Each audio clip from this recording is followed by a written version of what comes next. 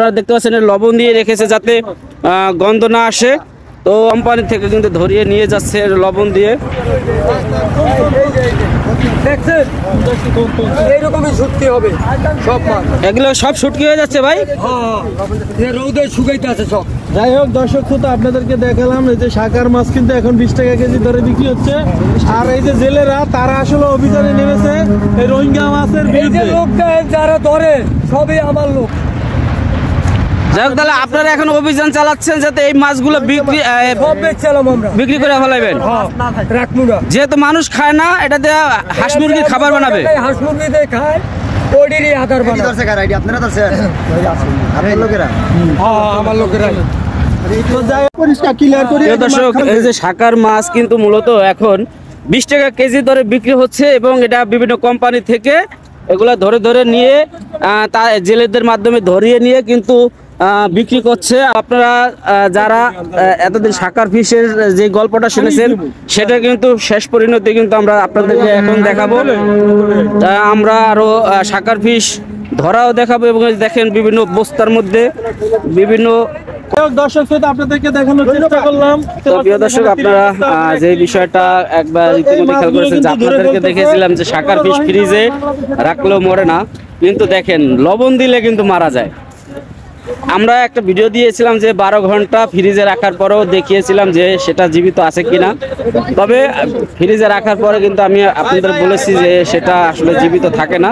তো এখন সেই হচ্ছে যে এখানকার বুড়িগঙ্গার যারা জেলেরা রয়েছে তারা এই মাছগুলোরে ধরতেছে, ধরে বস্তার মধ্যে দিয়ে লবণ দিয়ে বস্তা ভরে তারপরে বিক্রি করে ফেলছে।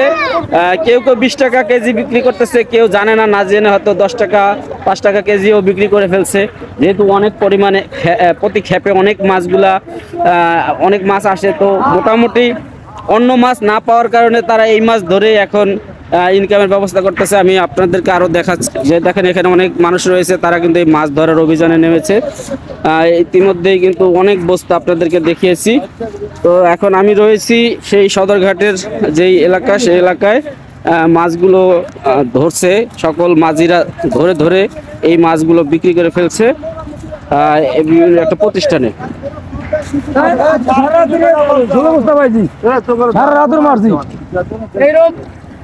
ইয়ার করেন না, যদি এখন তো 4টিও বেচছেন, 10টাও যদি দেয় তারপর আমরা লাভ হইছি।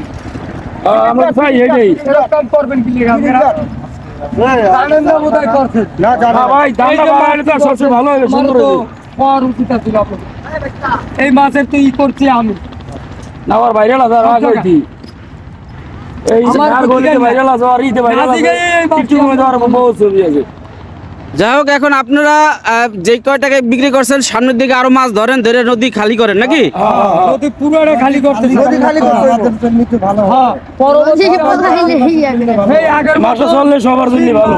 মাগুর মাছ, টাকি মাছ, শোল মাছ, পুঁটি মাছ সব খাই ভালো মাছ পান।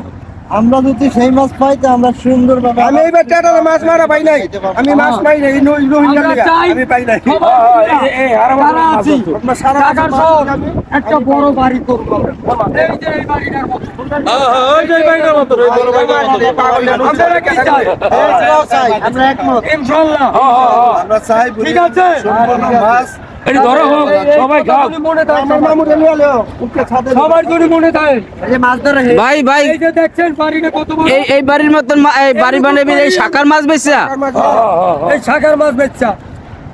আমরা তো ভাড়া থাকি তো মেলবাড়ি আমাদের তো ওনার ভাড়া থাকছে না, আমরা এই মাছ বেশি একটা বাড়ি ব্যবস্থা আমরা সবাই মিলে করতে চাই। সবাই মাছ বেচে এরকম মাত্র 23 তলা একটা বাড়ি করতে চাচ্ছে তারা। এরকম বাড়ি সবাই দোয়া করবেন যে তারা নদী খালি করতে পারে শাকার মাছ ধরে। ইনশাআল্লাহ। ঠিক আছে, সারা বাংলাদেশ আগামী আমি টাটা মাছ মারা বাড়ি। হ্যাঁ, আগামীতে টাটা মাছ মারা। চলেন চলেন।